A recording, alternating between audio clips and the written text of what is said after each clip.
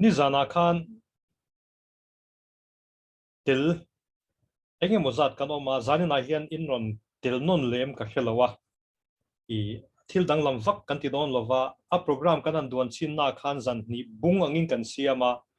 azan khatna til man lo te ta na zan ni na hi rom man na kan siam ang kha ania chu wang chuan zanin a hian thil thar em ni zana tang khan a om than pa lem lo mei theya ama ro chu zanin a hian thil dang ro chu han bil du kan nei thunga ni zana kan ti che lo kha I career kan mat chopatana kan nun puitur engemo kan han nei kan han rom mana hi om ve hrim hrima ni chak te kan lo nei a enge ni ngai san te kan lo nei thina khang khanin kan nun hi khal kal ve thina ni eno pang kan ni lai tang to in doctor set te in fiam nan tan kan nu le kan paten min le thina doctor nun enge ni ti kan hriat ma khotin doctor lim kan chang to thina chumi wang chuan ani mei theya medical doctor ni chak ta te tam tak zinga oma a tha em ani tin tu bo lim kan tiang chi te plier khatiang no pang in fiam na tur mechanic in zirtir na turang chi in fiam na toy sang chi te pokha leitura tama kan no pan lai tang tein chung te chu kan lo khal to thina chung te chuan in engineer emo mechanical lampang zonga real room in pek na angkha om ve fo thina chu wang chuan in kan pian na le kan seilen na khovela hian ni chak le ni duom tak tura kha min hual tu kha om ve trek meya izana khan pumarona I Henry Seal Ron Kima MCS champai national DC kha kan zinga oma zanin na hian chona ron tel talo anin ka ria anina soifo thin karil rom pakhat chu kan no pan lain thingtlanga pastor fa kan ni wangin kan om thina chuti hun lai chuan I ka aim in life kan ni tuma chu pakhat na chon pathloi ania tia pani le na chuan in CRP chu kan nuna yan ni kha ka chak em ka te kan open lai kan ni chak em khan ni ti na soi thina a chan chu engdang ani lova an mani venga khan pathloi trong kam moi lo ngai lo ta ila watura lo ngai lo ta ila khatiang pathloi nun zalen tak nun nuam satak amu khan pathloi ni ve kha acha kan ni meya tin an chak an mani in bul nai an mu pha kha CRP camp omaniang chulai huna chuan chapati an ben khutul tul tuiti taka CRP hawin an an mu teng te khan hi bakin nun chu ni chuang nang le ti in CRP ni chak na te an lo nei thina khatiang khanin kan nuna hianin kan thil ton le kan velami teng te hian ni chak le be sei chak enge yang han nun pui ve mei chak tura hi kan nuna hian thil tam tak kan mu le kan velami te hian min ne thina kan ril ro chung te chu a cheng thina ni kan chak ve thina ni apoi ani vek than pa lo chung ho te chu chuan in kan nuna khal kal chawa chuan in kan ni chak te kan nun te siam ve thina thil tha tak po ani na chino oma chu wang chuan an tia mi hlotling tur chuan in mi hlotling te chan chin autobiography kan tiang chi biography kan tiang chi te pawning chu mi hlotling chan chin mi chuan nom chan chin le khabu te hi chierela khanga tang khan engen yang norkal tu le an mania tanga ni chak veang chi kha kan lo nei thina kan nuna khal kala chu chuan in ma min son pui thina ni an tia chu wang chuan in nun khal kala turatan le ke manin nun min influence min hip turatan hian mi tha chan chin mi lotling chan chin te hi chiri la tha ti te an soi thina chu mi ruala kan soi du chu ni kan cha kang zong te kan wangai sanang zong te hi an mani nun le an mani na khom da na kha kan hriat pui thiam ve angai ani ichina kan soita kan khan medical doctor teng te hi an I to me ma an moya an in cheina te avara ti khan stethoscope te an ora an han kal han mu teng te hi an ngai san no ma an ngai san reng pon nia ngai sa kan ngai sa nga hu nom kan tia an hausa te kan tia an hlok puisa te an lalu tha te kan tia kan I te ema ama ro chu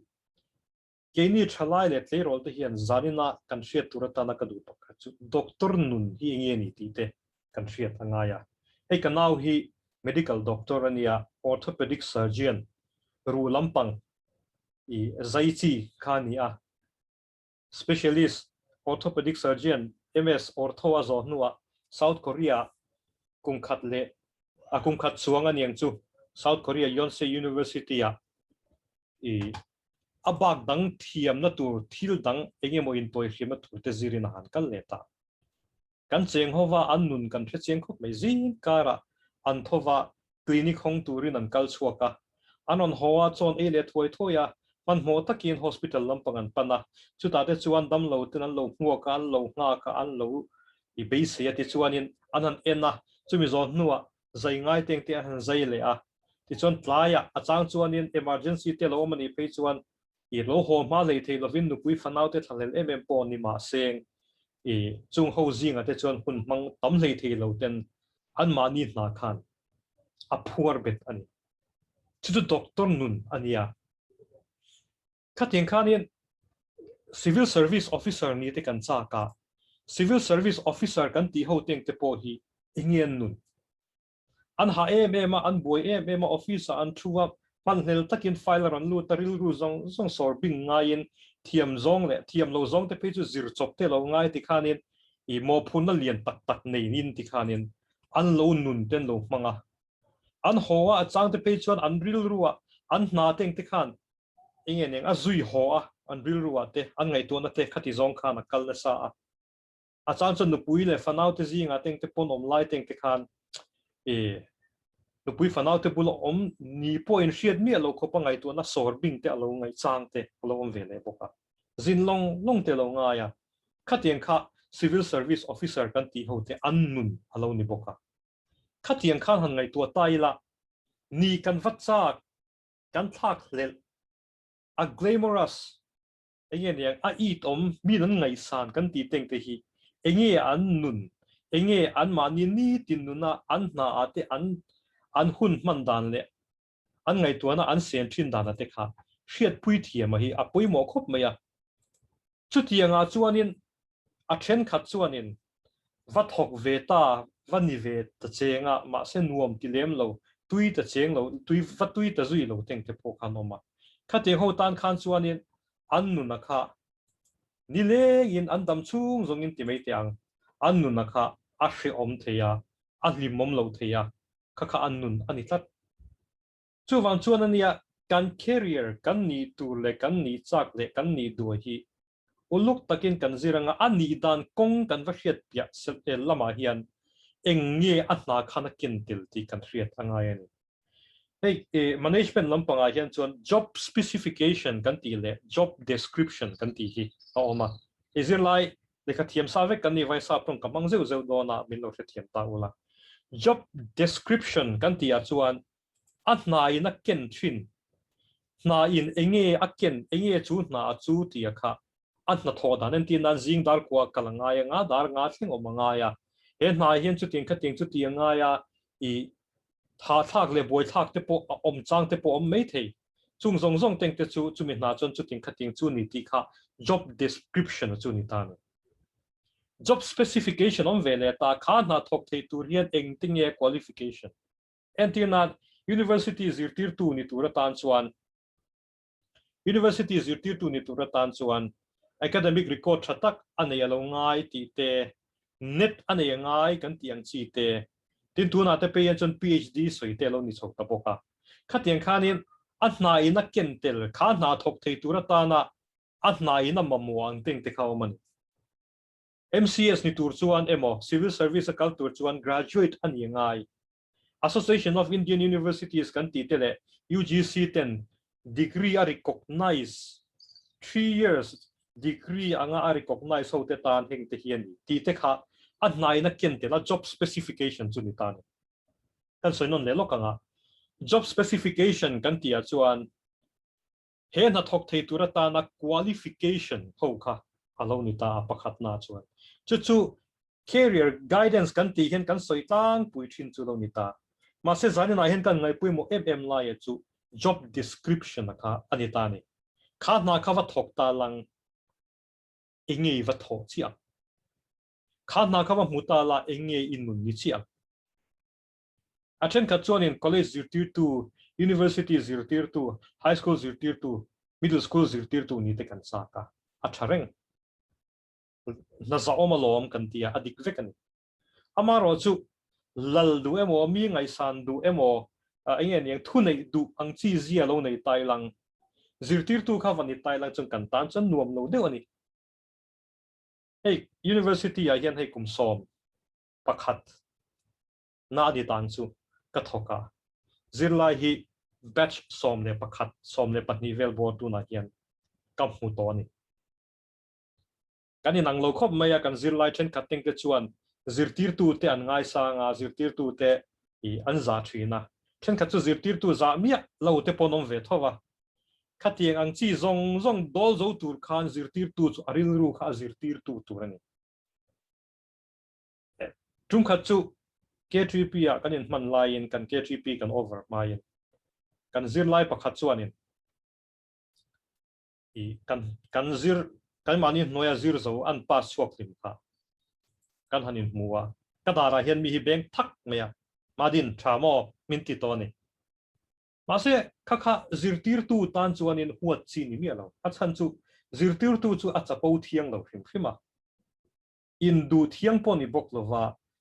zirtin midangin azir lai te thin ten saran ti ni chuan sar ni meya azir lai ten apa sok to ten an sar du to lo jan sar khani lo ve me ni lela ma chuan khatiang khana ni ke ma ni mi zia le kan na tho kha a in min lo chung khatiang zia kha nei lo tai la kha pa kha ka ngei re re ganga mol me mangyo ma ni lu ka kan hoya zira sar min te tuna an pa sok ta chenga dara min begang thok thoka kan tianga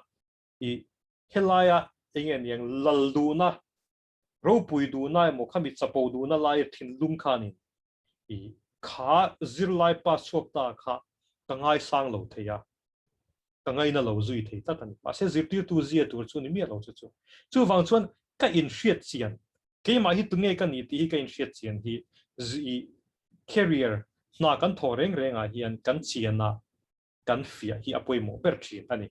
ti chuanin zanin la hianin ni zana ka ti lo de lek thil pakhat kan ti lo kanga kan zir chho thei kan malam panga kan ma chop tu na po som kan han pa sa enge kan ma chop om thei pakhat na chuan ka screen in mu thei turangai taila pakhat na chuan humanities kan tia ka soita kan khani zana han ka soito india ma hian chuan arts science commerce kan ti ringota po som pakhat som pani hian ma se chu tiang lo de lek chun zanin la hian kan then de hretanga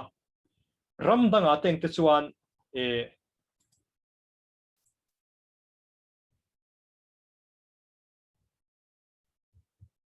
ka trong in hre thei vek em le o kuma som ka trong a hre thei em ko hi hre thei em le o tu mo khan an changnok teu ko hi hre thei em le o a that chu hre thei lo tia chataron soi khan oma chu wang mei chu ni humanities kan ti oma humanities kan ti a chan chu ni china khan kan soin khan arts kan ti te arts kan ti teng te hi ramdanga chuanin humanities kan ti le social science an thena ma se india ma chon arts kan ti meya humanities kan ti a chon hei history kan ti ang chi thil hlui kal to zirnang chi te linguistics kan ti tong lampang kai hnoyang chi te literatures thuziak ang chi te arts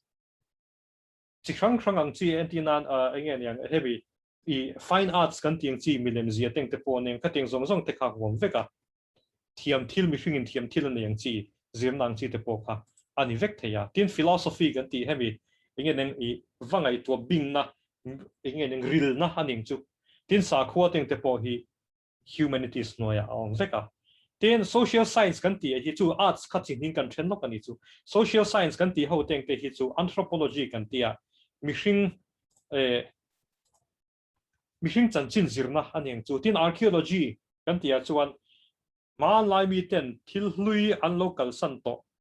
va chui len ang chi khateng kha archaeology kan ti te cultural le ethnic studies kan ti chu nam ang chi zirna economics kan ti chu e le bar how sakna zirna te lo ni boka gender studies kan ti te lo om vele ta hei tun lai ate pechon mi pale pe chi in thuk tla na kan ti te pechon din mun choi kan ti na zong zong ang chi te hi gender studies ate chon lo te la tin geography kan ti alo ma chu he khovel ngen yang Asia a omda na zirna alo ni boka political science kan ti chuan sarkar emo ramin rel bol na khating chi zirna kha alo ni vele boka tin chu ba ka chon psychology kan ti chu mi hring ril zirna kan ti te sociology kan ti chu society zirdan kong chrang chrang kha sociology a chuan atelani khang ho kha India ma chon arts kan ti ani deuh ber meya ma seram danga chon humanities kan ti te ka soita kan social science kan ti te hian kan chen thin bok ani tila do tu le chon natural sciences kan ti ho yom vele ta chu ta chuanin biology kan ti te chemistry kan ti te physics kan ti te art sciences kan ti Mizoram ma chon university te chuan environmental sciences kan ti ang chi te aloni atin space science kan ti ang chi te alom boka kan ba ka kan formal science kan ti an lo soi vele thina chu ta chuanin mathematics kan ti te statistics kan ti te computer science kan ti te le systems khating chi ho ka formal science kan lo ti te chu lo ni vele boka tin chu mi piala ma chuanin professional studies alom vele a professional studies a chon hemi agriculture lampang kai noi te law kan ti te architecture kan ti te sum don lampang business administration le management lampang te alo ne tin chu ba ka chon education engineering kan ti te medical lampang kan ti te business ecology the bolani social work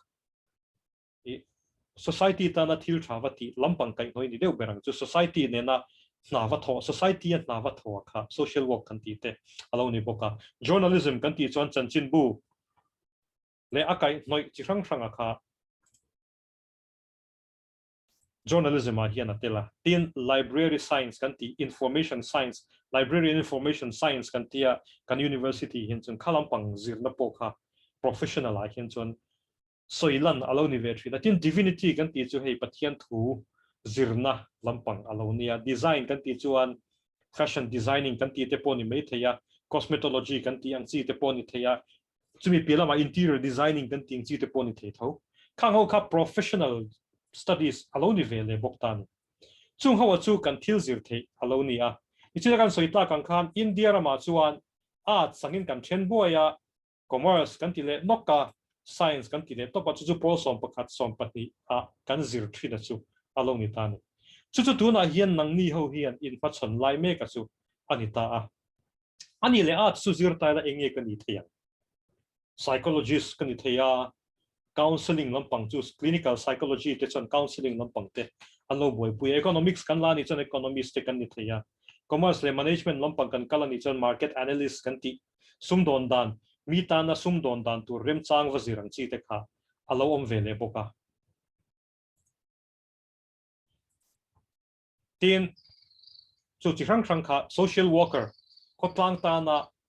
thok ang chi historian thil hui kalto Fazir hiam mi teng te ano mga yan history kan ti te hi angay nom zeka e kan professor tu na kan head of department university me ko professor ke robina ania ani nen kon kan ti thina mizo te ko itanga chwok nge nia irin ti te hi ka zo thina a chan chu kanin ngai dan tlang puya chuan China ti te chinlung ti te kan soya wangin khita chin munatanga engen yang i khochak lampanga tanga ron chuak kan nianga ti te kan zot thina ngai nom deuh deuhin mi chang thina la kinai du chun la ti pui ve ta ula angai dan chi rang rang ngai nom zet po om cheu mai kha teng teng te kha tun thleng hian mizo teng te hi khoi tanga ron chuak nge khi lai chin win kan ti I tuna Myanmar area la ya khi mi pi lampang khi kanin chui lei theilo te po hi thalai ri fing zo ngai tuna them thiam zok in ron chho huna pe chon historian thatak mizo te khoi tanga ron kalching e kan chen khatin Israel nambo tha kan ni kanin ti lain a thenin khu ta South American na enge Peru ti tele kulai vel bor mitin kan mele nang e mai anti lai te he ta che khochak lampanga Filipino sinen te kanin naya Cambodian sinen te pokain nai vaya kan ti lain thenin China te kan chu wan chuanin historian thatak teng te hian kan chanchin te anthropologist te poning chu khateng te khan minon chui chota se kan mak ngai nom deu tur khalom cheu men human resources kan ti chu mishing and call human resources manager chani ang chi te executive kan ti ang chi te poni thaya tin chanchin bulam panga te law lampang te TV lampang te zirtir tu kan ti te professor kan ti ang chi zong zong te kha he a chatang hian ani thei vek meya a chatang han ti la a chan la tai lang chung chu kan main sopani tin civil service the competitive exam rang banking kan ti te khatiang ateng te khan kan vathok thei boka tin fashion designing kan ti khating chi te po kha kan ti theya event management tun lai te chuna lar program Mizoram ate pejon kan ngaro pui me se event management zir chok tak te kan ngalo khateng chi te kha han nei the tai la beauty culture in ti moina le in toy num na lampang fine arts music drawings paintings khateng chi zong kha fine arts chan lo pom tel ko kha tin audio visual media kan ti te po alom ve bo ka khang teng te kha a changa kan ni thei te alo ni a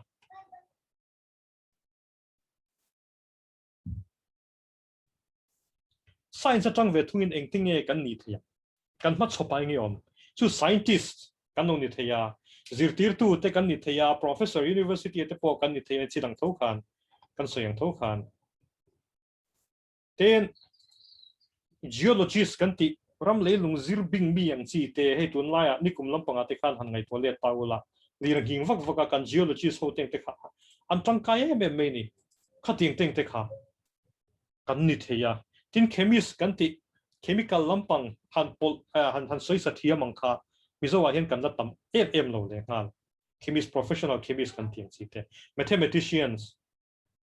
school ate le college ate le mun danga zirti tu kan ma mo un lai te lo ni physicist kan ti te khang ba ka khanin I ka soi ta kan khanin UPSC a competition exam tura te state te poni mai the ya tin engeng staff selection commission lampang exam thei tu te po in effect me khang ting te kha tin banking lampang ate insurance lampang ate po khan alu thei vek thawani science atang chuan science hian engeng a buang hi ti zau bera ale lama chuan tin medical lampang ate po kal theya engeng pharmacy lampang ate nursing lampang te po kha dentist lampang te po avan effect thei ani science lampang atanga kal chuan tin chu ba ka engineering ate po hi anin thil chi rang zir thei tam ta tu na kenin mizo atlang lon taka keni ruwa lang in kan hriat thiama chun mechanical ti te engeng civil kan ti te tin electronic kan ti te electrical ti te ni me ma se IIT te le India ram remote po ngai to ta la university le institution rang an brochure le an prospectus ila ta la engineering I chi rang atam remote top me atlar yen tlara hi moni le kan te kan hriat thiam lo tur teng te atam me ni miso in chung de chu kan la explore tam lo me chu wang chuanin engineering line a teng te po hian lazir turang chi te po kan la nei nual ani tin chu ba ka chuan tun mai ate pe chun biotechnology kan ti te alara bioinformatics kan ti te alela ma chuan health lampang kai hnoya chuan physiotherapy kan ti te homeopathy kan ti te ayurvedic kan ti te ayush kan tiang chi te poni chu khang ho teng te kha science atang chuan kan kal thei ani tin commerce atang ve thung hian an ti ta ke hi commerce zirtir tu kania commerce atang chun chu zirtir na fa teng te kan ti theya tin consultancy kan ti chu sumdong te le sumdong lo te poning chu khang ho chan pui le boi pui kha consultancy kan te kha teng te kha commerce atang hian chuan pa chopa hian alo om ta project management project enge motelo om ta se project manager ti te hi tun lai te pe chun PMI an tia project management institution ti te omak chunga te chuanin certification te omani khang ho certified vani teng te kha chu company hun rang ate hian anlo roi du thin boka zir bing na research kan tia te entrepreneurship kan ti ke ma tuina lampang ania I sumdo na mani nge ya mani thiam thil le I riru thiam manga bultana zon na angchi entrepreneurship kan ti te tin management company te poni theya company chia lo te poni me te chu tinga te chuan commerce meeting te chu anin me ma tin commerce meeting te hi soitang kan UPSC te state ate le e staff selection ate po anti thevika banking insurance exam te anti theboka tin chu mi pelam panga chuan professional degree hium vetani chartered degree India rama chuan enge mozat kan ne ya chungzinga chuan chartered accountant kan ti te cost and works accountant kan ti te khang hawa kha tunna hian chartered management accountant kan ti te aron on ve to boka khatiang chi chartered degrees antinan company secretary kan ti te po hi chartered degree sorkarin adin tool turatan sumdon na le India rama company le khatiang kai ang chi ina mo turatana approve ti me ang a charter thowa kha anom ve nualani tin chu ba ga chan MBA kan ti te Master of Business Administration kan ti ang chi te tin tun mai pe chan forensic accountant ten tia heng te pe hi chu thil tharania forensic kan ti chuan thil wa chui mi uifing aning chu company ten khata te chuan an mani poisa din munte thukruwa engeng hlia khuwa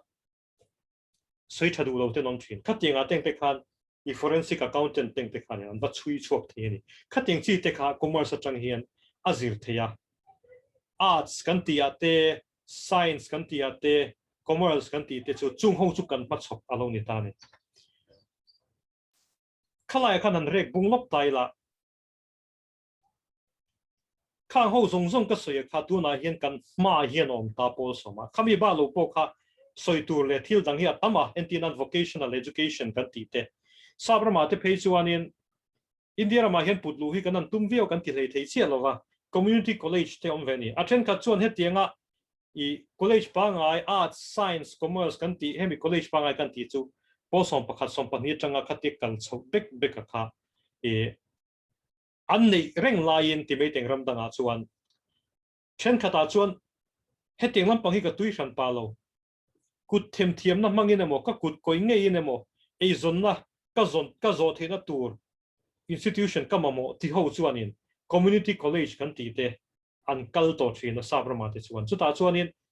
mechanic ni tur te nemo engeng carpentry lampang te ni me the khating chi ei zonna tur tak professional vani na tur khamiang chi kha trade sang kha azir na college te kha om ve thi te le loya e Mizoram ma chuanin chuting chu atluk pui phat chia lova India ma hian community college here boy pui via UGC khan amara chu chu tilu tukin alar loi le the chi lo Mizoram ma po hian handin le malak teng te po om ve thi na maro chu tunari hian chuan ala thuan thuvia wa amaro chu Mizoram ma po entinan ITI te kan ne chu ta chuanin mechanic ni dante electrician ni dante plumbing ta rang kan man thei tur le kan vani tak thei tur le kan va tho theya sum kan in hailu me thei tur zir tur te khalo ma tin polytechnic system kan lo na ya chunga teng te chuanin 3 years diploma course ang chi te avazir thei tan tinan beauty culture kan ti te ne me thei khating rang ate kha polytechnic ateng te khan an polytechnic zirin Mizoram ma po aizol lung le ti te halo ma chunga chan zir thei te kha alom ve ne pani chu kan ma chopa hian o ma zir tak poni he kan venga hian mission venga hian tleirol pakhat om thina plumbing abik kan soi lokanga no pangte ni atira chon bidanga zui me thina amara chu nu chon khalam pangkha thiam viewa plumbing kan ti tui pipe lampang imo maro chu ahuna local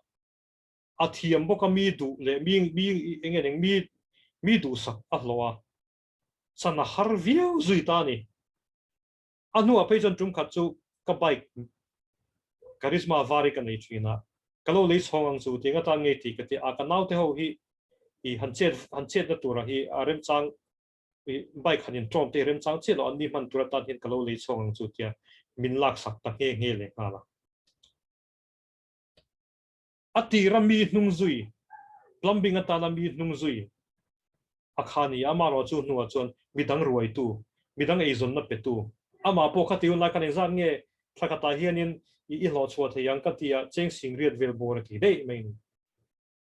khating chi khanin vocational education kan ti khating te po kan ma chopa hian om tel thomani ti te po hi shetai la a thain karinga an mani anu pui ka sil to boka ti mai tiang fancy electronics thing te pawh hi electrician training ania electrician training chu kan tam mai ma se anna chang a hriat awangin fancy electronics su Mizoram a chuan alar tlat mel thum pa ania are thei mi alo ni ti chu kan mu thei reng khatiang khan ania kan vocation kan tui zong le ke mani mi zemil zong anga kan ma chopi kan siam thiam chuan kan in ruam ban fel thei chuan kan ma chopa hi a eng viau theia ma se ke mani mi zia te ke mani tui zong le ke mani nuam ti lo zong anga na kan va thok ani chuan a then kha chu mi fel tak tak anoma kan na mu tui taka thok thei anomani then kha chu mani nan va dila an va mu ta chenga tui le si lo a chhor tu te tan pong ni om thlo ta khanom ve thi ani khatiang zong zong kha career planning atang hian tlerol te lai tang to hian lo nei lok thei tai lang chuan kan ram tan hian kan I alo tha em tur kha lo ni a chu zani na hian I epumal som zola malang na hian kan ti pui don chewani career planning kan ti career counselling kan ti isabra ma te chuan e high school an ra chan tira tang te hian an lo ti pui dai to thina an mani mi zia ten lo zir pui to thina zani na hian ka ti pui don chewa chu wang chong khong ai takin in pen le in paper lo in bot sai sa ula ka du thu sa ma chuan kangen du cheu chu in video hi lo on la ka du chewa chan chu nang mani pel mutel ka du veya khong ai takin in video kha a thei chon lo on teu voinia ka ti pui tum cheu hi zan na ka ti pui tur cheu I Holland coding kan tia I mishing mi zia hianin zeparuk oma chung zeparuka chu kan nei vek meya a then khat chu engen yang a dominant kan ti meng langsar bi ka oma a then khat chu in thupem langsar mi lo le kan nei mang lo ne kan hriat te omani ma se psychologist kan ti ri rulam pangzir mi ho te chuanin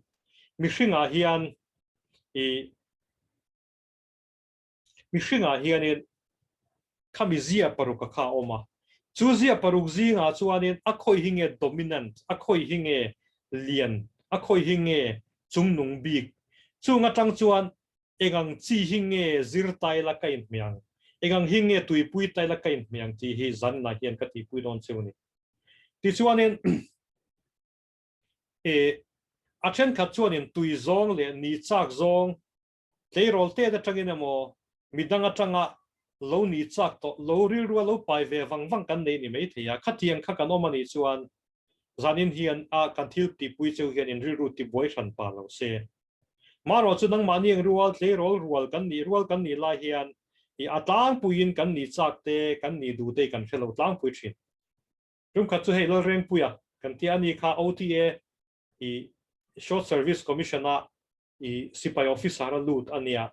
chung khat chu kan ti tu na hian home guard and commandant in ma CTI commandant khini heng ngia ani na soi pakata chu madin ngoi te kan high school kan lai khan emo khate hun lai khanin I kan ni du ang chi the kan lo chiang bik chon lo kan te ve ho regot khania ti adik yeng ka hia amaro chu nang ni chu tu na hianin thil han ti pui cheu ka tu ma tang hian ve ho satli ringot lovin kami zemil engemo kazir chua thei chuan heting lampanga hian kangai tu nei kan seng chin tiang ti kha rilruan nei tai la thaw me ti chuanin pen le paper khaloin bot sai ula I a thei chon khongai takin in video khalo on bokula ka ti cheu kha in lo on thei ni chon ka lo ngotang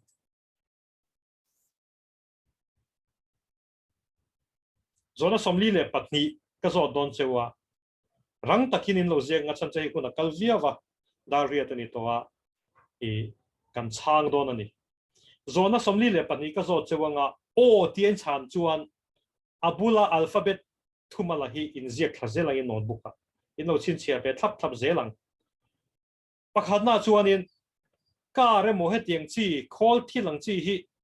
khoi nuam ka ti khal neu achungan hona han keu neu emo han hol neu hi nuam ka ti riau mai intia chu tiang mi chuin ni chuan ar ziakula in ni lem lo chuan engma ziangai lo zero ka ziakula engma ziak lo ula atok lek tin heng hau hi in lo ni pon in thiam lo na tur pakhat mom lo ani thil izona dig lo pom chong lo mani mi zia zir chona tur mei zona ani ti kha shetai la tho me ti chona hnihna chuanin puzzles kalom rio mei thil rem neu emo thil zon cheu ang chi etin na phone a chuan find the difference kan ting chi te akhating puzzle sang chi teng te kha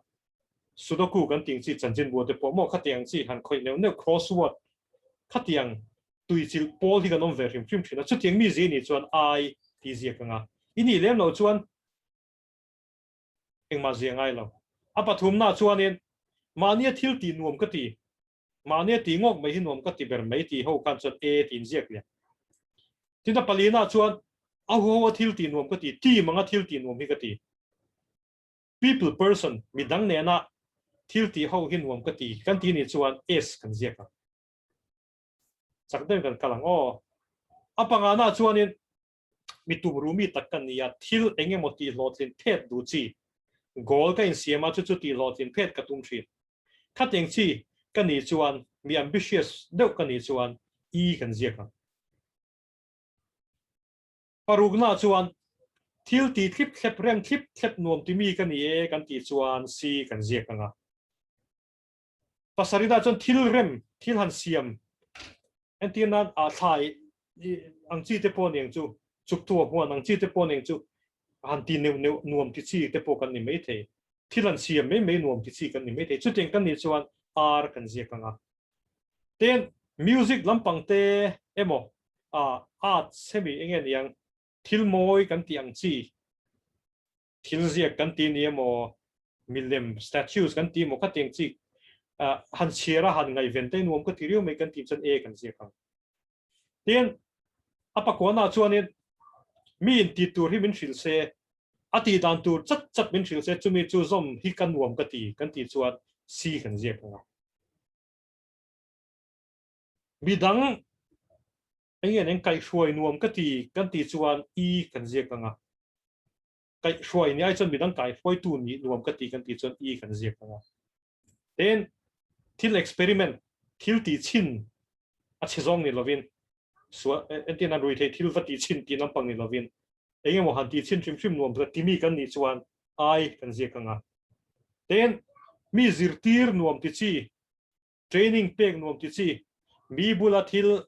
mi han zirtir mai tuition chen te tuition an pek mai nuam ti chi kha kan ni chuan s kan zia kanga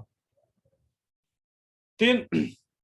mi dang kan har san na sut kian pui anuam ka ti chuan s ka ziak bokanga ran sa teng te ran nung teng te hi engen ke en kol pe riang ui zo te ka teng chirang chang settle te pon eng chu ka teng en kol teng te hin nuam ka ti riang mai ka ti chuan r ka ziak kanga na tho hi siom ka ti lo zi nga tanga tai khenga na tho bor mai hi tho buan mai tho bor mai hi ka she lo kan ti chuan c kan ziak kanga thilan zor chin vel hin nuam ka ti riang mai hi body care tonight chuan mo body care kan ti te vestige kan ti te pon eng chu like oriflame kan ti te khateng frang han zor china poisa han lak lu te nuam ka ti thilan zor chin vel mi hne na thilan zor mi nun mi an ne ve la kha nuam ka ti chan i kan ziak kanga then creative writing kan ti poem han ziak te hla han phu mai te thil lem nal han zia mai ang chi khateng te kha anuam ka ti chuan e kan ziak lenga science in nuam ka ti kan ti chuan I kan ziak kanga mo phurna la khi nuam ka ti min mo phurna min pe khian ki chu nuam ka ti tat chu teng zi ni chan i midang han thoi dam te nuam ka ti riu mi an taksan nat na han thoi dam te an riru nat na han thoi dam te an tharau la pang har san na te pon eng chu ka teng ang chi an thoi dam teng te khan nuam ka ti ni chuan s ka ziak kanga en thil hi eng tin ngemo ani chi le eng tin ngemo a tho chi le he tu nai ka hemi hi ka manga ka microphone hona hi condenser ka manga hi eng tin ngemo condenser ni chi le tin kan hong ta pe ka ke po hian enge condenser a chunga hian mic tero te pali hi direction sang ina a mani chu thilan thia me eng tin nge he teng hi a tho chi ani khateng chi zia kan nei ni chuan I kan zia kanga chu deng deu che chon thil han rem khom le thil han siam an buat sai vel hi nuam ka ti kan ti chuan R kan ziak bok anga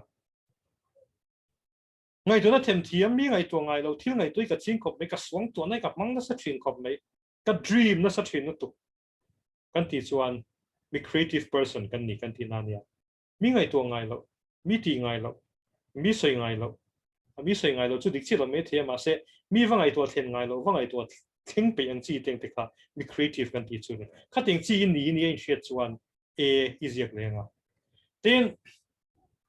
thil ti ne ne emo thil chik chet chet pe mi kan ni chuan si kan nianga ka zia khanga thil rem fel hip thep nuam ti chi lekha po no ta teng te po kan ziak thame ma se a koi ti che ti te ka du lo wangin computer han type le thap du mi kan ni chuan si ka ziak bokanga tin chu ba ka chuan thil chut ne ne thil engemo har san te po ni me the emo thil theng te pon me de ngai vena chut ne ne pe mi kan ni chuan ai tina alo ni lenga ten music instrument teng te hi ka thiam lo mo play nuam ka ti riau zai te po hi ka thiam lo mo bathroom ate po ka zai ring thei khop mai kan ti chuan e je kanga ten nam dang ram dang chan chin chiar te an thalak mu te an video te mu te nuam ka ti kan ti chuan s zek lenga mani sum do na tan hi ka cha emo kalo tan to reng me the boka mani thil han ti chin a lo na te po mani nan mu ve nge the te hi anuam ka ti kan ti ni chuan I ka kan zek do nan ten a som thum na chuan in cooking te nuam ka ti zek a mi pa me che in kan ti ni chuan R kan zek anga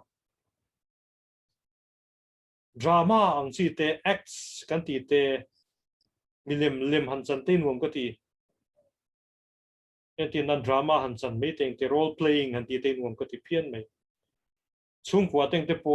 enge molem han chan me ang chi te chung kwa me a po kha teng chi te kan nuam ka ti riu me milem han chan teng te nuam ka ti riu me kan ti chuan e kan zek anga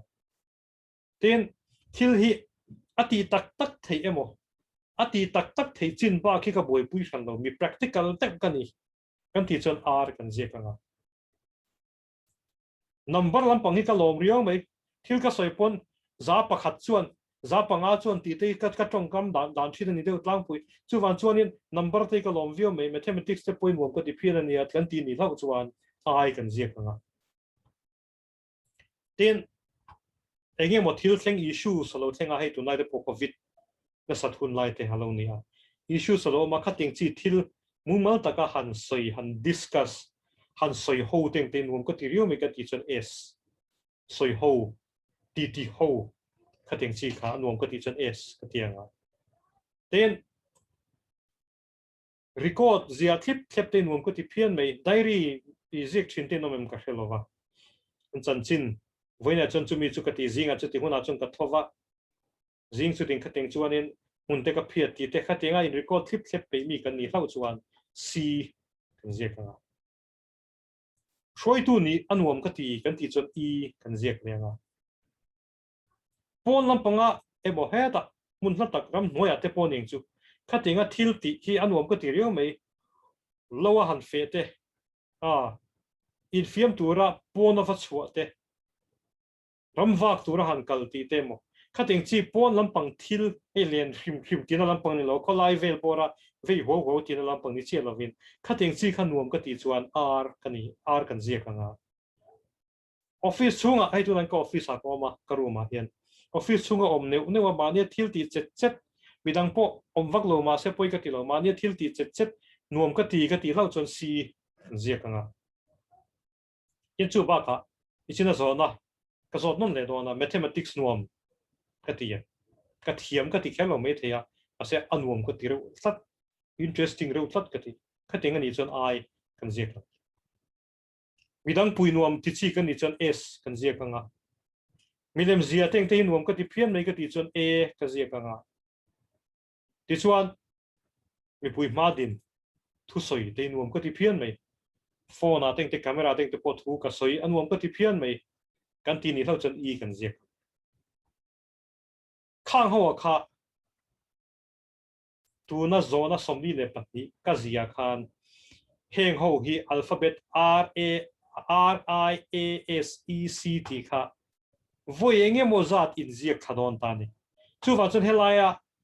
table tero tiang hian R hi voin zan nge ka zia chwa I hi voin zan nge ka zia chwa E hi voin zan nge ka zia S hi voin zan nge ka nei reng zan nge ka nei reng E hi zan nge ka zia chwa C hi zan nge ka zia chwa ti kha han bil te ule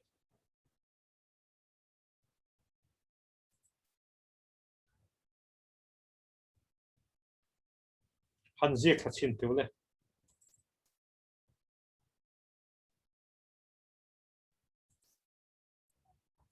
ti chuan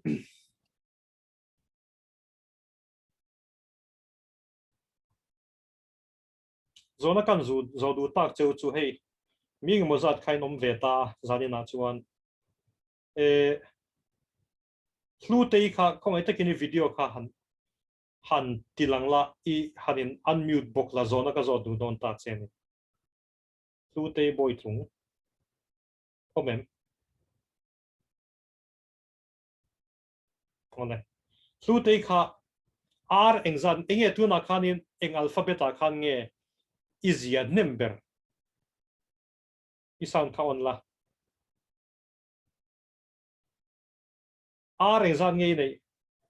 I sound ka on la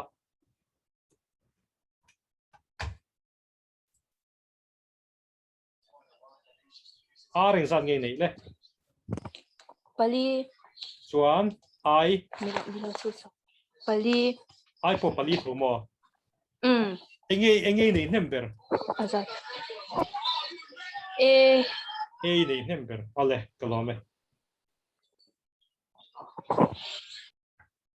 ani le tu na chuan tu kan zo ring ringa I video kan on vele la ti khan ni sound nen ole ring ringa ti khan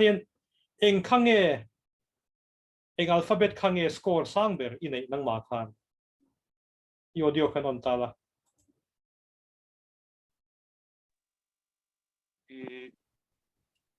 R cái này number 6 6 ani le dot tu nge nei A shape panga panga okay ai nai khop mai tiro ole oh a poilo a thal tu kalome ani le tu kan zon lengo RP ti khoma I audio le I video yon the RP ti khani han soi ve chin te eng khange I score om da ni din hun han soi chin te R pakhat I pathum A pathum S paru E pali C pali chu di chu I S khai score sang ber ani mo le khai kan du tok tori mi dangi chu ka zot vek lo chunga nang mani khanin lo in chin chia vek poka tu na mi ho kha z paruk ka ti ho kha RIASEC ka ti ho kha lam to ya ni atimeang khang ho kha nom zia nei veka khang ho zia kha mi khringa hian om fekani athen kha chu om mang lo omanga athen kha chu langsar bi ka omanga tuna in seng deu le khan khating zia kha mi khring zia khan om ta nang mani khan om veka ma se khang ho zinga khan a dominant ka om ta alien fal bi ka kha omani tin athen kha ta chuan a dominant kan ti te kha a do dominant te khana nai view me theya inang deu chi chi po kha pani pathum poi nei the ni je chi rang ranga kha ron filor bi ka pathum emo pali te poni theya a vai kha chu ni theilo ring manga khateng kha a om ve theya dominant bi ka po kha a om ve theya trom kan zia khan in trom poimo tak tak lian tak tak kha a om ve theya ni chung hawa chu ti hianin kan en pui don ta chewa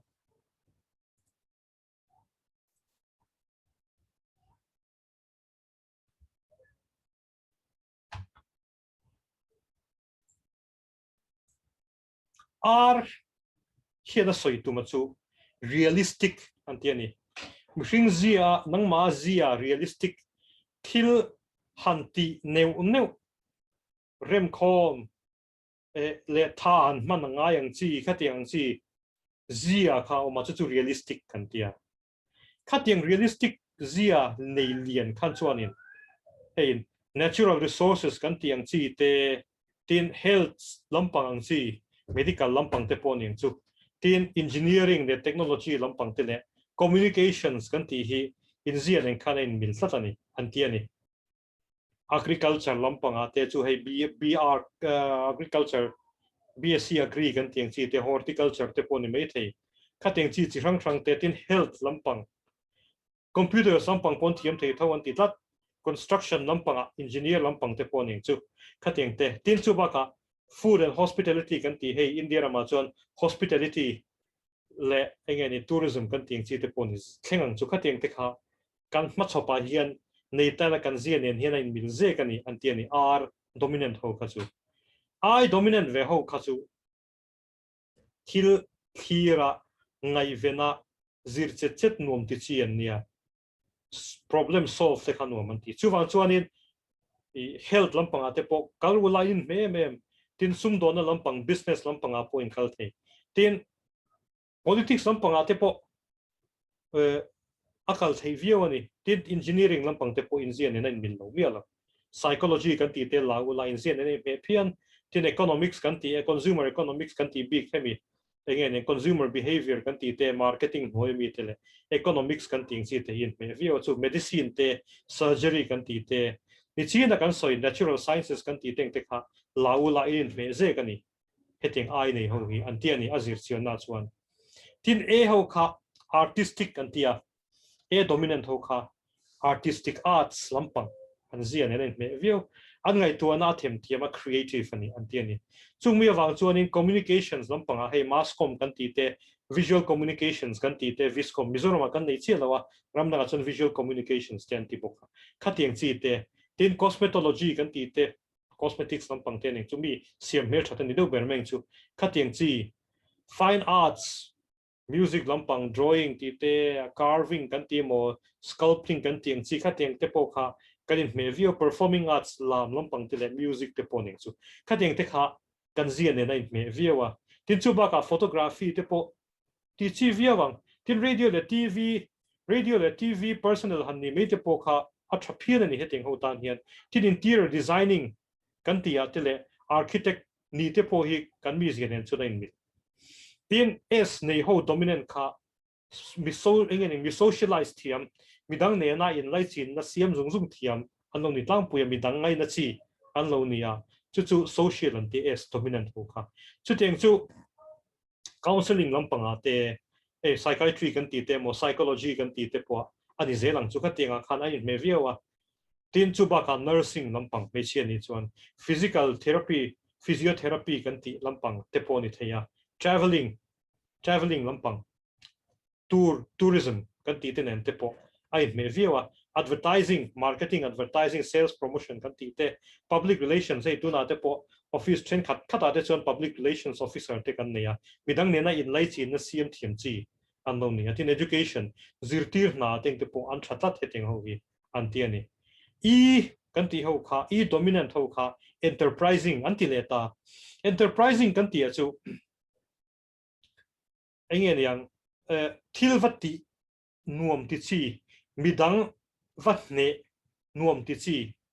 midang ne na tho ho nuam ti chi kha an lo nia chung ho chu hemi merchandising thilzor lampang ate tin real estate an te ta hen ran zek lang de khara real estate chu ram le lo hetia leya zor te poning chu building te poning chu ram dang ate chuanin sum don lian ra thla tu kania indiaram mizoram aponi chho chana uchok tak te ponan ti me ka ti me tia khateng te kha real estate business lo matin marketing ne sales thilzor le an chia law lampang ukil ni ang chi te point me khop mai political science latan pontra international business kan ti ang tele international relations kan ti te international trade kan ti tan te pontra khop mai ramle ramin kara ingen yang in lai chi na han siam tu tan te pontrang kaya tin banking lampang ale finance ate po hetiang zia nei ho hin thakop mai hetiang kat la luta es le ia hian i katlalu dang renga ke ma bi ka chuan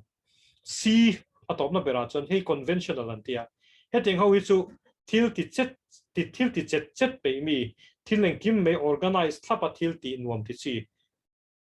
khating chi ho khan lo ni chung ho chu accountant kan tin china chartered accountant kan tiang chi te cost and works accountant kan ti te khating chi ang atan ti khanan thaphiana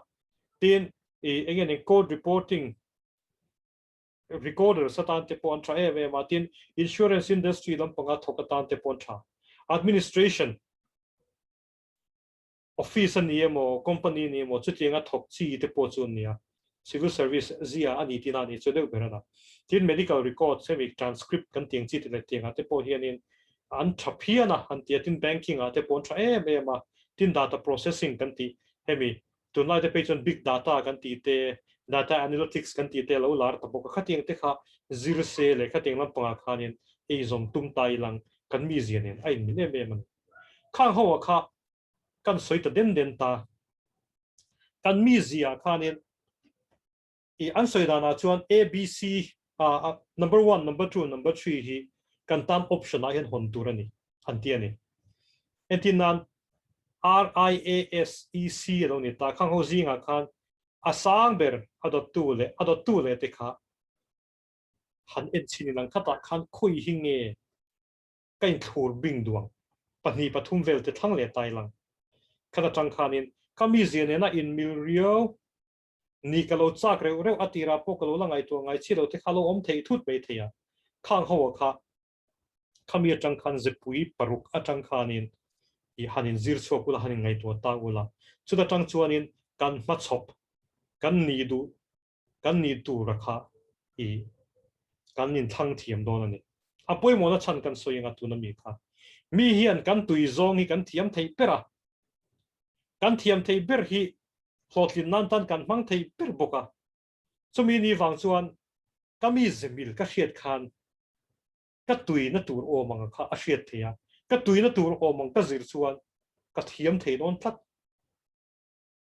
ka thiam thei chuan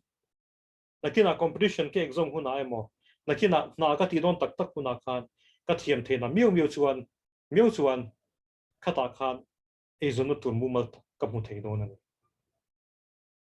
vena hianin kan soidu chu tuna thalai te oi kan fuidu na chu chu mang ang lo ula then kha chuan kan ma hian e zona tura hau taka har sa kan ti teng te adik na chin om me the ma se azonga ti tak zet zong tan hian tun thlengin na an la putlat sarkar na wang an ti adik chia ma se na om lo ni lo mi hian sarkar na an la mureng tatani ati tak peitan ain buat sai tak peitan riru le ti tak zeta thil ti tak peitan hian chuan a ani kan thian pa tu na chuan aboral to a ida soi chu no pui fanaw ne ya college kan lain ano pui fanaw te kha ama chunga din ngatani ti hriat khan ama kha lekha thiam filor takponi lo ma se ama hnung lampanga betle uai tu le mo phun na lian tak a omani ti hreneng chunga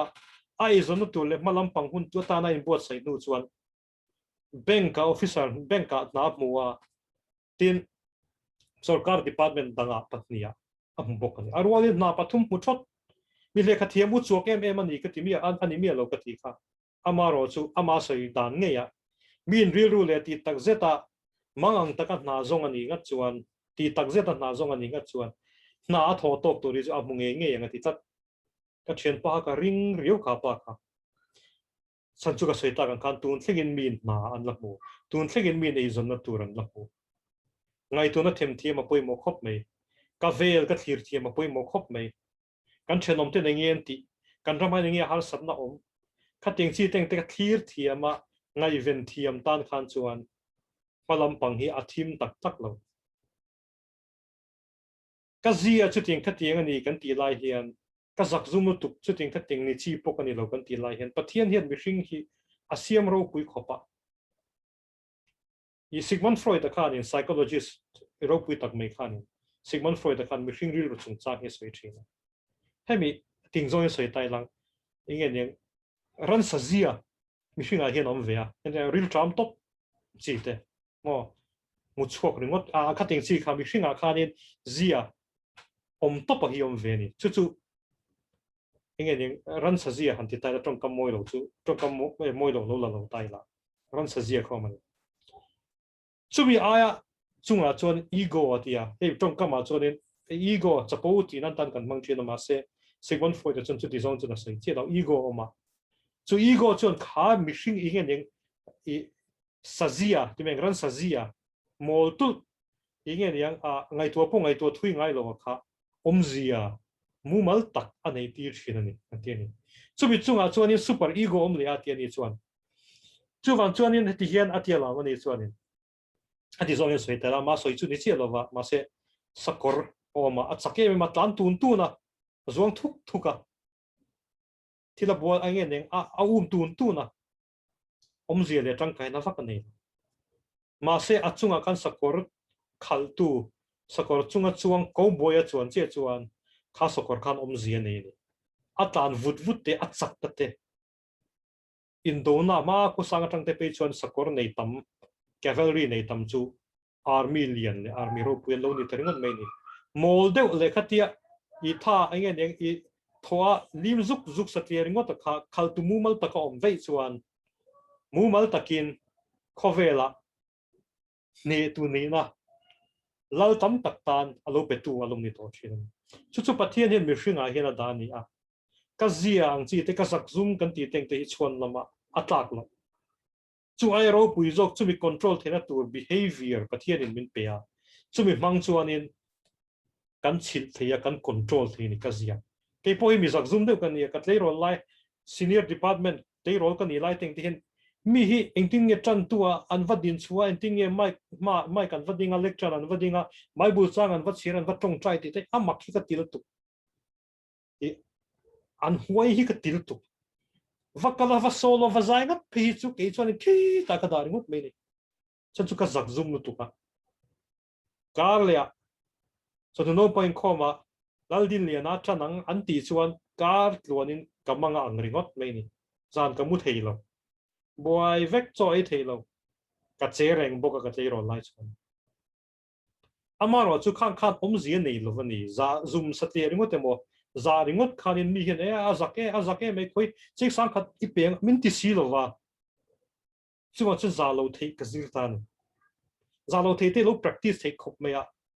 thu ka soi masak ber hian tleiro ling khoma mission veng tleiro ling khoma thu soi tura min ti thu toi nei tur min ti avoi khat thu ka soi masak ber don hian akar tlonin ka thu soi tur ka zia ka bai ha ta in noya ka ban vai dan tu zong nen ka bai ha vek mi pui ma ka din khan ka zak ma se ka in practice ne hrim awang khan bin zak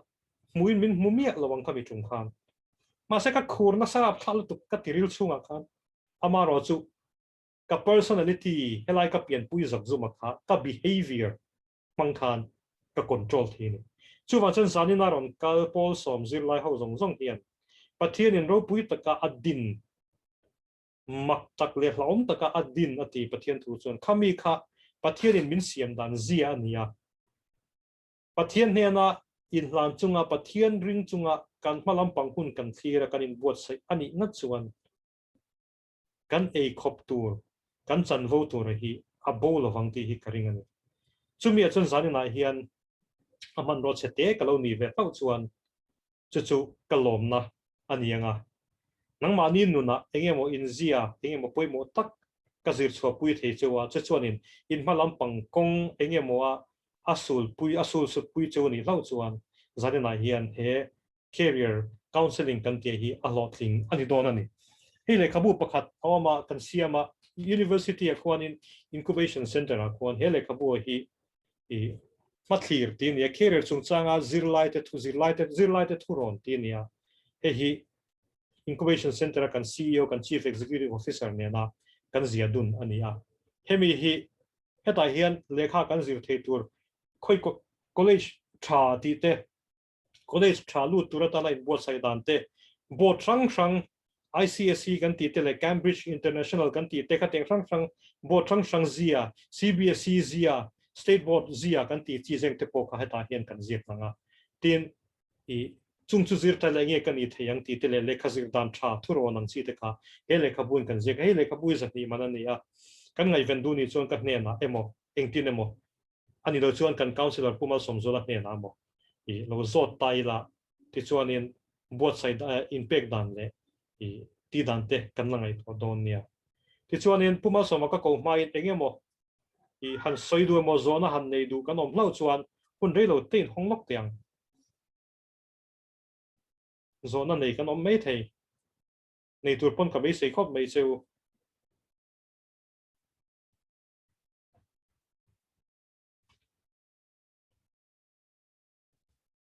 kan om lem lo ani chuan kan counselor kan ward counselor puma somzola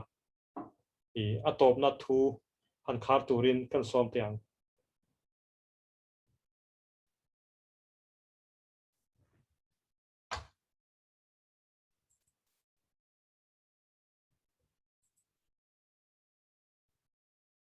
Mike Mike kan on yo na ngai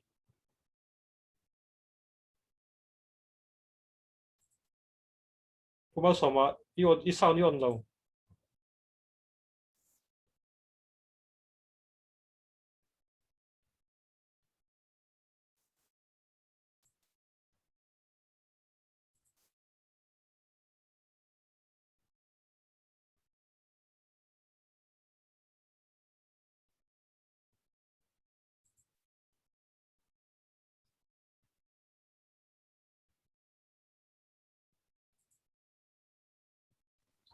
Oh, le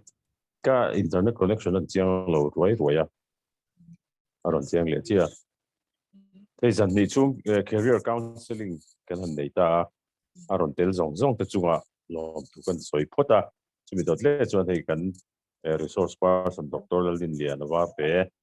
uma tin chunga polom tu kan soi tap me wa tin aron tel zong te ni zan le zan ni mi te po kan enge mati kong ta la in phalam puna ta na in dil ru in buat sai na konga e kan hun ma ne na tran puina cheu anei nge ka be se lok puina pakhat ta lin nei nge kha ka be se tak zeta hun thatak mai kan mang ho the tin nang ma ni tha le hun te senga inon chin ma wang te pon lom thu kan soya in zero zom le zel tura te in malam puna in career in plan chau na tura te in kal chau zel na tura te po tu sak na kan lan chewa lo thlim tur chuan tai mak te rei pe te khatiang zong kha kan nei nge thula kan resource person in da min thil khatiang holen kan ti te khatiang tactic kan han zir ta te ko kam han tang kai zui zel te han tum tai la tiang chuan kan hun thatak mai ngan na tang hian nge mo kong tala ma son na hin lo nei nge kha kan du sak cheu ani